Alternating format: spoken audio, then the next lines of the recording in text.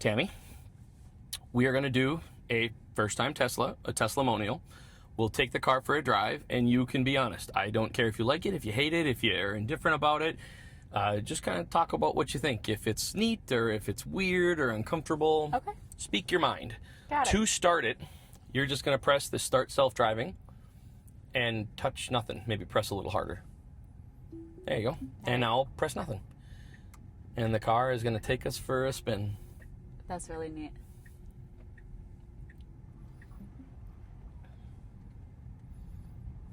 It's just like you're driving me. It's like you're along for the ride. Yep. It's a chauffeur, but you're in the driver's seat. Exactly. So one thing I'll note is that we're in version 14.1.4, and that's what you're feeling there. So in the previous version, 13.2.9, it was very smooth, and it didn't do that. And they just released this update, and they have more patches and updates to do to make it smoother.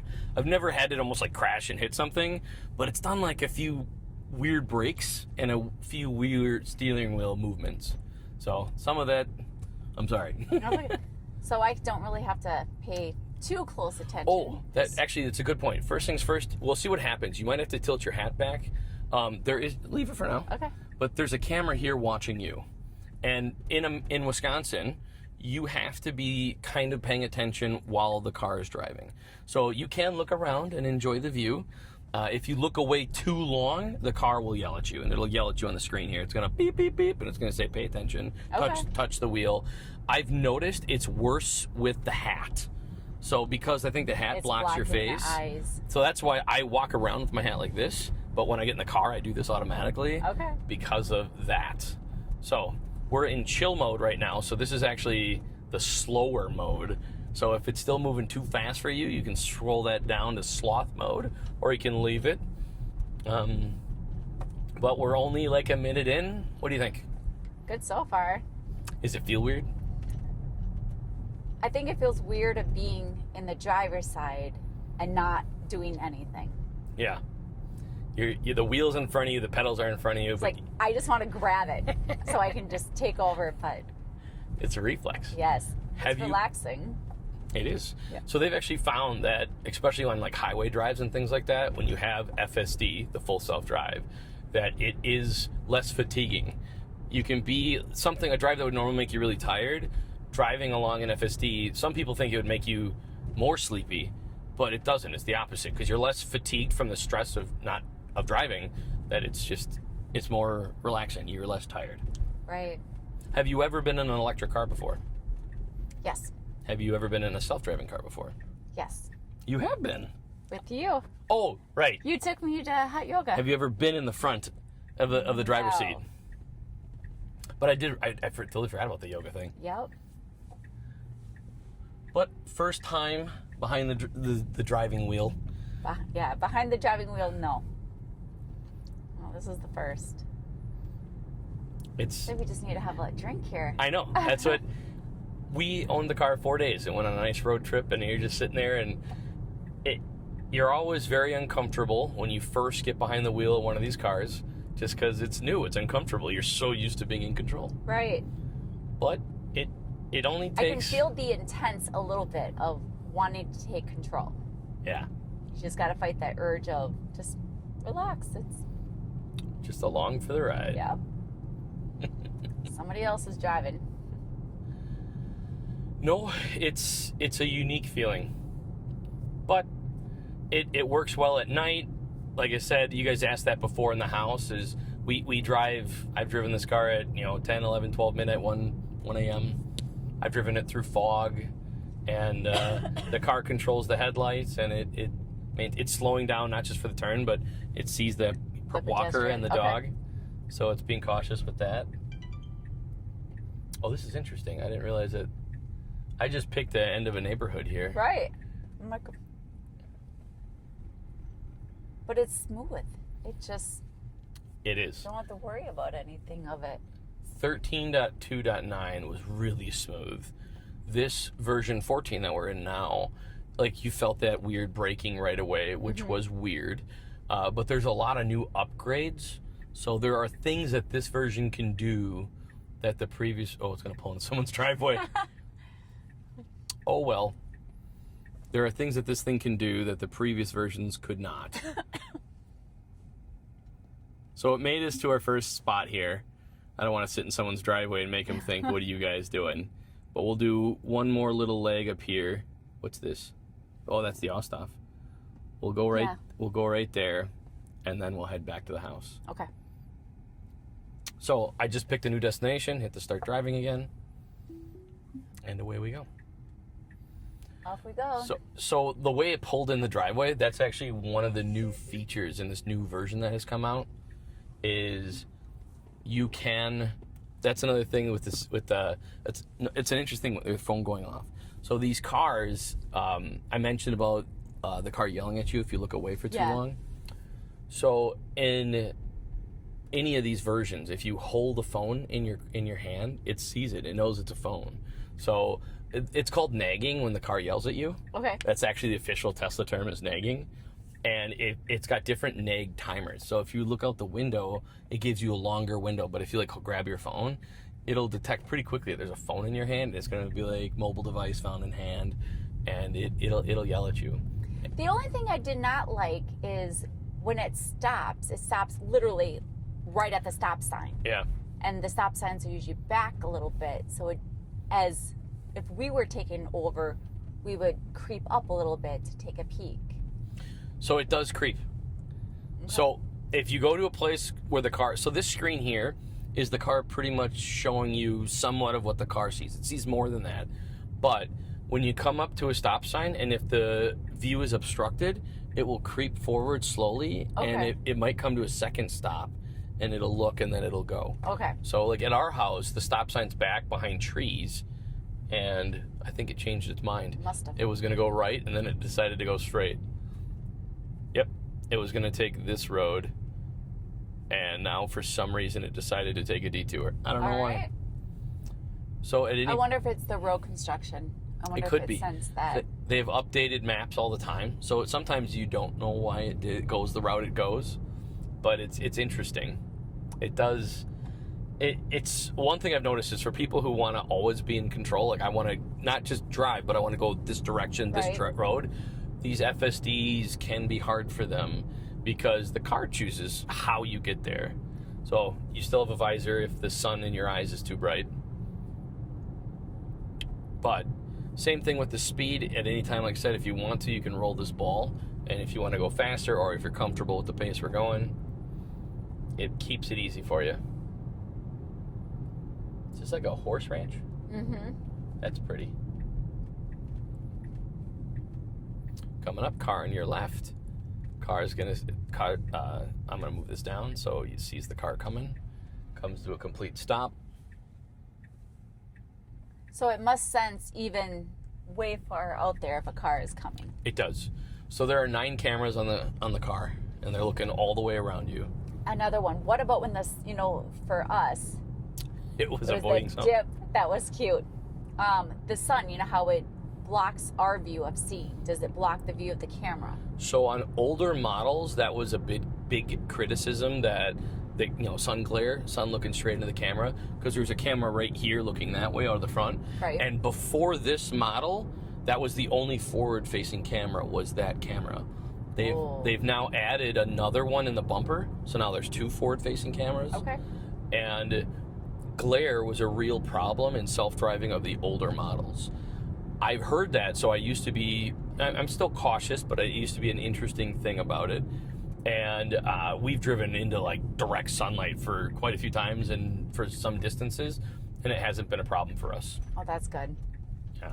So glare is less of a problem these days, which is handy. I was going to say that comes in handy for that. Our first road trip, I was really curious how it would do for glare, for fog, for rain, and the first one, we hit all of them. Was that Michigan? Yeah. And I was just flabbergasted how it could drive through the fog, because I thought for sure fog would be a real problem. So through the fog, does it stay at the same speed? It depends on how the car feels. Okay. So I've driven through fog 4 or 5 times, like dense, thick fog. Right. And so that's the braking. They call it phantom braking. The car is trying to be caught or something. The camera sees something. So certain self-driving cars, Like if you take some of the other companies that are working on this technology, they use LiDAR and lasers and other things to dictate what's around, whereas Tesla doesn't use all these extra features. Tesla uses cameras. They use a vision system. And for that vision system, other companies criticize the technology, saying it could be faulty because it doesn't see through fog, or it can misinterpret different things, shadows, water. Whereas Tesla, Elon's, one of his arguments is, well, the human drives off of a vision system. That's how we function. And they've been working on developing this technology. It's gotten better and better. That phantom braking is, in my opinion, just a bug because it didn't do it for us in the previous version. Okay. So doing my research, every time a new one comes out, like it takes 2 steps forward but 1 step back. So this new version, like the parking that we got to do at the other destination, I see how it went out a little bit. It creeped forward. So we've been in the car for 10 minutes. What do you think, comfort-wise? Do you feel as comfortable as when we started, a little less comfortable? I think more comfortable than when we first started, because I wasn't quite sure what to expect. It is amazing how quickly you can get comfortable with FSD. Just think, I can have a blanket. You got like a Snuggie on you? Snuggling up as long as I can still see. Right. Yeah. So the future of this is, this is called supervised full self-driving. The future of this is unsupervised, to where you could be in the back seat and have the car drive you like a chauffeur. Or, theoretically, if you wanted to recline back and take a nap on a long road trip. Wow. We're not there yet, but that's the direction the technology is getting. With all the technology of getting used to, Correct, like the roads and... Correct. Yeah. The big thing is the car's ability to interpret data and do something about it. Okay. So that's been a lot. There's so many variables that when this project was started, people said you could never do it. But they've come so far already. The big jump from my research was 2023. In 2023, they made some really big updates that before 2023, the ability of this was much more limited. You had to be much more paying attention closer. Okay. Whereas since late 2023, this has come so far now. And we've put on thousands of miles like this. And I've never had to take over because of danger. The only times I've taken over was because I wanted to go park over here instead of over there. Okay. Or like how it was going to kind of take that curvy path and it went out into the country instead. And there have been a few times I'm like, why are you doing that? So then I will take over and I'll turn down a different road, and then the GPS changes, and then I'll turn it back on. Okay. So when we were at a stop and we went to a start, you had to hit that button. But this ball, if you press it in, it'll turn off FSD, and if you press it again, it'll turn it back on. Oh, that so works. you can turn it on and off at will. You don't have to come to a stop. So it's going to turn in. So the old version of FSD, and I mean old like a month ago, when you came into a parking lot like this, it would kind of go to where your pin was and it would just stop. And that's what the old version did. The new version now, it's scanning the parking lot for parking spaces and it will park for you. Oh, that is cool. And then if you want to, it shows you how close you are between the lines. There's a camera here, so if you press that button, your cameras pop up, so you can kind of see how your car is situated. You can swipe backwards and, okay. What if you want to pull in? What do you backwards? mean? So, right now, as the update software is now, it picks if it's going in forward or backwards for you. Okay. But, just for fun to show you, why don't you press, I'm going to have you physically drive. Okay. So press the brake, and your shifter comes up right here. So it predicted you want to go into reverse. Yep. So you're already in reverse. So right now, if you slide it forward, that's drive, that's reverse. But because of we're in a parking space and there's something in front of us, the car knows you want to go backwards. Okay. So why don't you back out like a normal car? The only thing I forgot to mention to you before is that the only difference between this car and like your normal gas car is that when you let off the gas, when you let off the accelerator, the car's gonna brake immediately. And that's what they do. That's what these cars do. Okay. They regenerate their battery every time you let off the accelerator, and that regeneration is called regenerative braking. It feels like someone's pressing the brake. All right. So, back up like normal. You have, the camera is a big thing about it. So why don't you go either direction? I don't care which direction you want to go. And then come to a stop, and then you can flick it forward. Oh, it auto shifted. Oh. It knew you wanted to go forward. Perfect. So just go a little bit forward. I like it. It's reading my mind already. Mm-hmm. And now, just going slow, you see how it's highlighting these spots for you? Yep. These are parking spaces. So Okay. you can pick a parking space, and it will back into that parking space right now. Like it knows that's what I want. Mm-hmm. Pick a spot and hit start, and now touch nothing.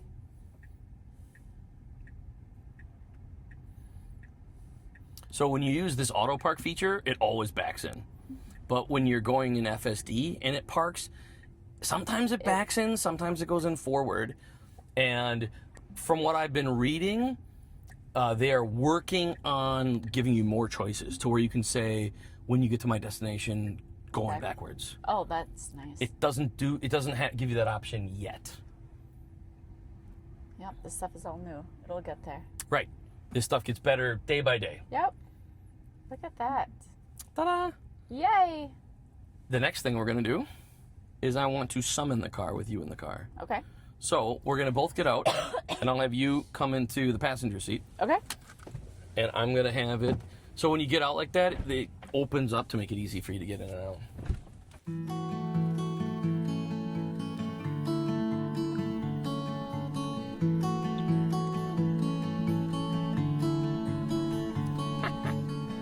I don't think you can get me that way.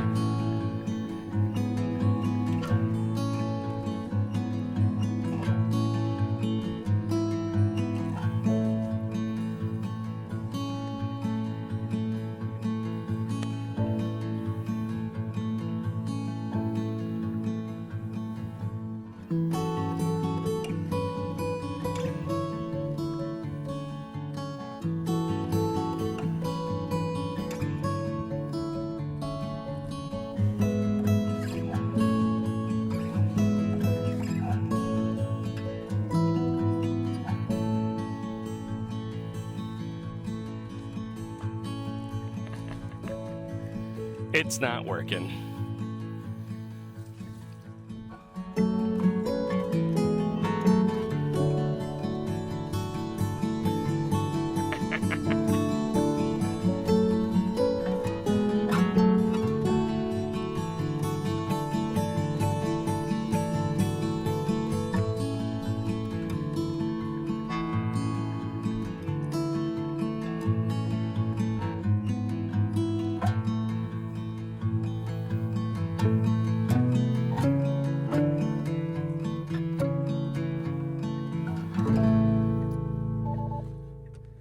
That did not work.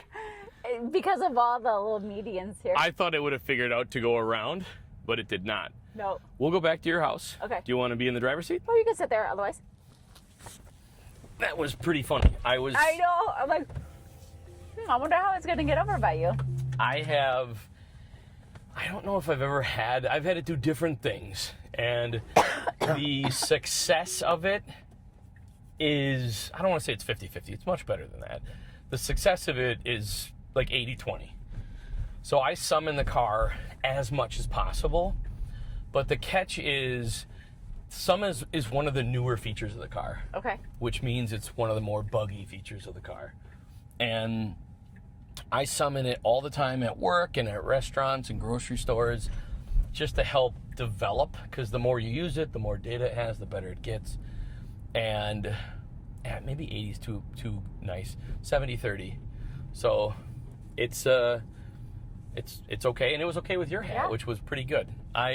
When I wear my hat, it doesn't like it all the time. It's frequently yelling at me for my hat. So, but the summon didn't work. How did it feel being in the car with it moving without someone in the driver's seat? That was cool.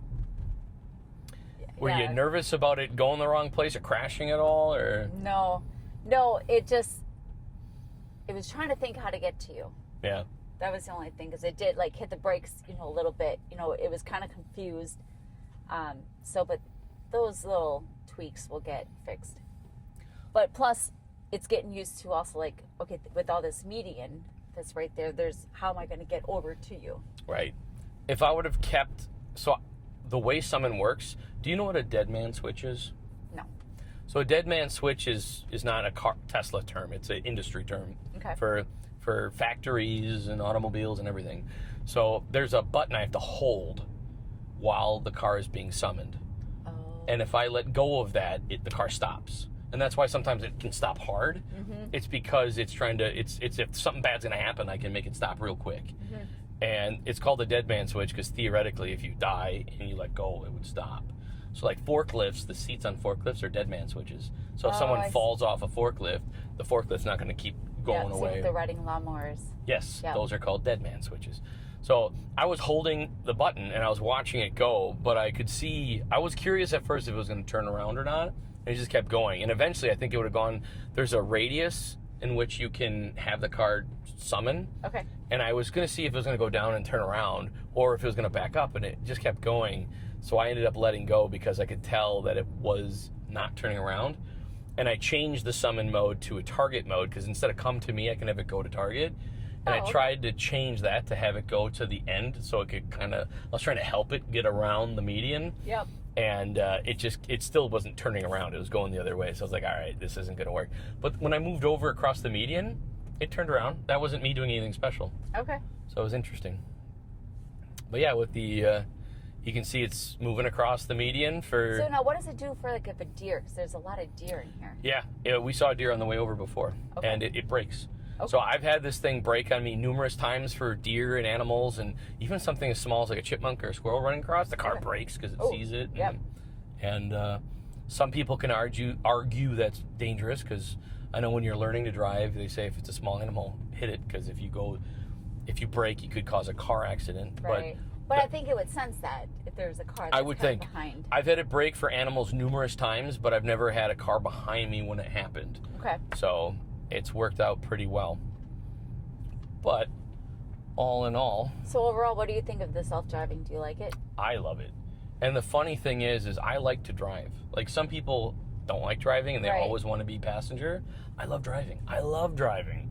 But it's just having the car drive for you, it's just neat. It's more relaxing. It's less stress that's on you. And I think that's where the part comes that you're not as tired.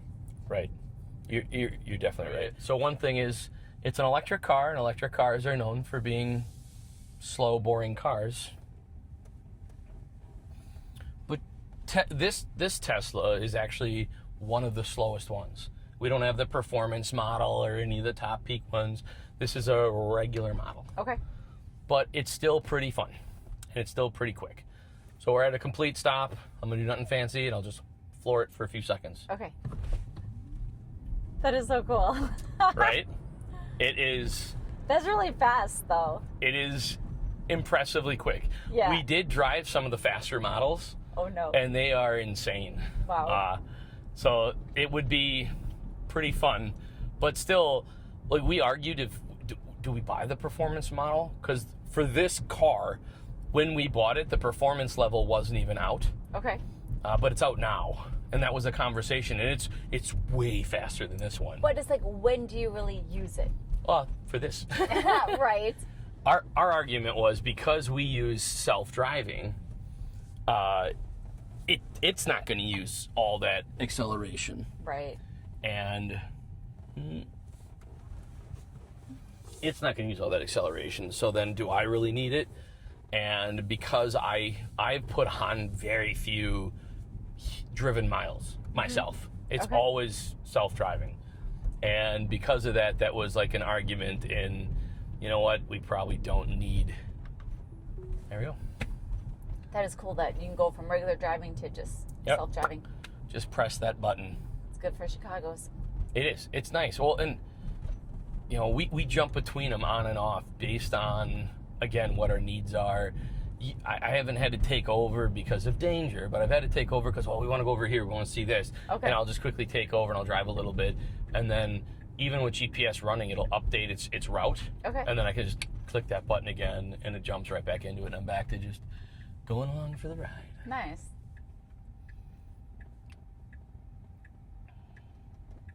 Our turn. Go. So anytime I hit the brake or the steering wheel, it will shut off self-driving. But you can touch the accelerator while in self-driving and the car will go faster. Oh. So sometimes when you're at a stoplight and a stop sign and the car is being overly cautious with like oncoming cars, I'll tap the accelerator to like encourage the car to like, let's go. Let's go. Mm-hmm. Does it pick up on your rhythm of how fast you're going to drive? No, that's why you have these modes to go through. So you can adjust all that, and it will, adjust to what you want based on those modes. But there are things that you can work on helping it improve to where if it does something that it's not supposed to. An example is sometimes it might try to turn in like I've had it where it almost wants to go straight through a turn-only lane. Oh. And those are times where you could take over, and then anytime you turn off FSD, it asks you like, why'd you take over? And there's a microphone here, and you can click on that. You can explain to the car what it did wrong, and you can update it. And people argue online if it learns or not. I truly believe it does, because in our subdivision, it used to drive right past walkers. It didn't give them space. Okay. And I didn't like that. So I kept taking over and giving them space. And then I'd turn it back. I'd explain, like, you weren't giving walkers enough space. And it didn't learn after the first time, but I did it over and over and over again. And magically now the car slows down and gives walkers a big, wide berth. And people argue if that was a generic update or if it learned from my input. And I believe it learned from my input. But I think it probably from your input. Final thoughts. Do you like the Tesla? I love it. Do you see that this would be a technology someday that you would like to have? Yeah, I think at some point, yeah. You could get used to it? Yeah. Cool. All right. Yep. Well, thank you. Thank you. If you like these videos, please like and subscribe. If you have any questions, please leave a comment down below and we'll love to answer them. Thank you.